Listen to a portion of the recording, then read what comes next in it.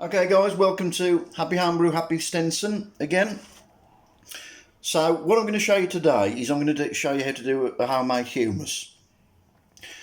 Hummus is an interesting dish. I've had it when I've been abroad in Cyprus, and I had it when I was in Egypt, and I thought, yeah, I'm not really keen on hummus, but I had it abroad and I thought, God, this is really nice. And when I came home and I bought the hummuses that you can buy from the shops, I thought, it's just not as good. It's not bad, but it's not like, like I tasted abroad. So I started looking at a few recipes and a few things and found out a little bit about hummus. And hummus is an interesting food. It goes back a very, very long time. And in the Middle East, it's a competition. They pay a lot of homage to it, really. And it's a sort of a national dish, unofficial national dish. Especially in Israel and Palestine, because they compete against each other, which is nice. It's a nice friendly competition, and it's a pity, food wasn't solving conflicts. It'd be a lot better than fighting each other. So I was interested in it, and I've looked and looked and looked, and this is a basic recipe which I use, and I think it's very nice. It plays on a real traditional way of doing it, and it's so easy. I'm going to show you why buy packet hummus when you can do it this way. So I'm going to show you, but I'm going to try a little bit of camera work today. Okay, so hopefully guys you can see what I've got here. Now I've got a mortar and pestle, nothing in that at the moment. Right, so what I do is I put garlic in, which is the garlic which I showed you how to do earlier. So the garlic goes in, right, then half a lemon juice, which I've put, and then some salt, okay, but that's ground salt out of a salt mill, so it's rough in texture. That goes in, right, about a teaspoon, because you need a fair bit. And then you get a mortar and pestle, and then you give that a good mix around. Now, the one I saw it's actually a Palestinian one, and it was a guy baking it fresh, basically. And this is the way he did it. The salt crystals basically breaks up the garlic and was used as like an abrasive. So what happens is you basically get a lemon juice infused flavoured garlic, salty garlic. And what you do is you just pour that in. Okay, so I've got that. It smells lovely. And also that's the advantage of doing that garlic. You've always got the garlic there in the fridge sitting there. Okay, so the next step is I'll move that to the side. Now these are tinned, basically just a tin of chickpeas. A tin of chickpeas that I bought, which are about 30 pence. Now I then reboil them for about another 20 minutes, so they're really, really tender. Really tender. And what I do is, if you look at when you boil it, you'll see some little shells of the chickpeas that come off. You want to take those out. There's only a few, but they're worth taking out because they won't mash properly. So you want to get rid of those. So you end up with the chickpeas. So what you do is you pour the liquid in. You will get some of the garlic in, but you don't need the garlic. That's the idea, to mash it. So you've basically got lemon-induced flavoured garlicky flavour there. So I'm not actually putting the garlic in, otherwise it'll overtake the dish. And then some of the water that I've reserved from the chickpeas that I've boiled them in. You can use dried chickpeas, as they're making them in huge quantities on the continent. That's what they would do. They'd use dried chickpeas. But why not use tin chickpeas? There's nothing wrong with them, and they're dirt cheap. They really are. So I put some water in reserved from the chickpeas that I boiled. Yeah. And then some good quality olive oil. Good quality. This is from a local supermarket that you'll know. I'm not plugging anybody, but I'm not being paid to plug anybody, but it's the local supermarket, and it's brilliant. This olive oil is brilliant. It's only about £3, and I'm not kidding you. I've paid 20 quid for bottles of olive oil, and this is just brilliant. So you put a good slug of olive oil in,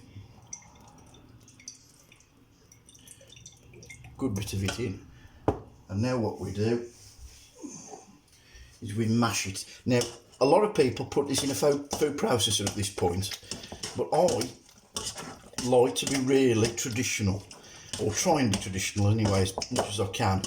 And I just like the texture that this gives. I don't like the humus that's completely smooth. I like it a little bit on the rough side. Oops. I know that sounds a bit, I genuinely do like it a little bit rustic. And making the boiling the chickpeas for the second time, because they're already cooked. You could do it straight out of the tin, but boiling them like this makes them so tender that they mash anyway.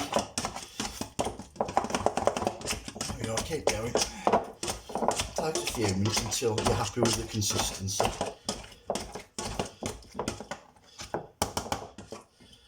There we go.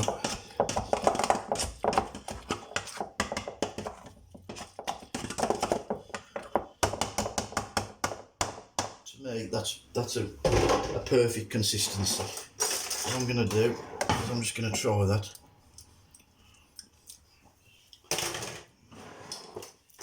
That's gorgeous. Really gorgeous. I'm going to move that out of the way. So, to serve, this is important. These are the spices we're going to be using. Cumin. Hope you can see that. Cumin. Paprika. Chili powder. And this is the king, sumac. If you can't get sumac, try and get it. Asian supermarkets will stock it.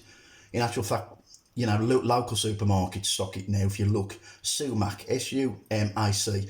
And it's got a quality of a spice that I've never had. It's got a sort of like bitter lemon quality. And it just works absolutely fantastic with this. Is what you should serve. The humus should be served at room temperature. And sometimes I actually put it in the microwave just to heat it for about 10 seconds. No more than that, just to raise the temperature. Just above room temperature, but literally 5 or 10 seconds, not hot. But you shouldn't serve humus straight out the fridge. It's not the way you should do it. So I'm going to show you how I serve it. So, I put it in a nice little dish,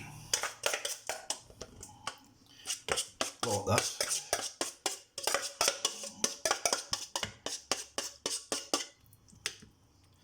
Okay, like that. So I've got a lovely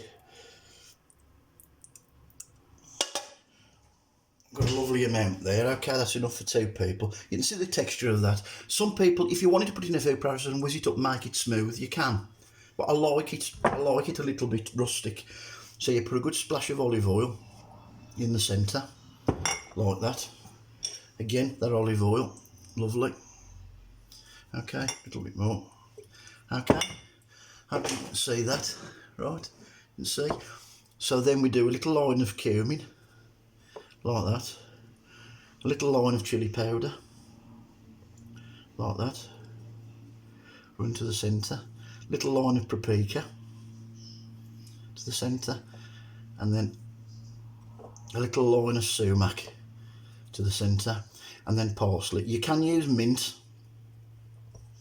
but I think mint takes over the dish too much. I really do. So that's how I serve it, like that. And you can see that looks lovely. I'll show you it from above in a minute. And then what I serve it with in a nice dish, right, with some nice pita breads or some flat breads, a couple of olives, a couple of gherkins, a couple of nice fresh beef tomatoes. Okay, and just look at that. If you can see that, folks. Yeah, which I hope you can. Doesn't that look gorgeous? And it's cost, what, 50p probably? And it will keep in the microwave. It'll keep in the microwave for a good couple of days. Okay, so give it a go. If you like humus, if you do it this way, you'll never want humus again in any other way. Okay guys, so hope you enjoyed that. Just tips. Going to be doing some bigger testing next, probably Tuesday or Wednesday, of a clown kit. So I'll keep posted on that one, but that'll be just a testing. Okay, hope you enjoyed that. Happy homebrew, happy eating Stenson. Ta-da.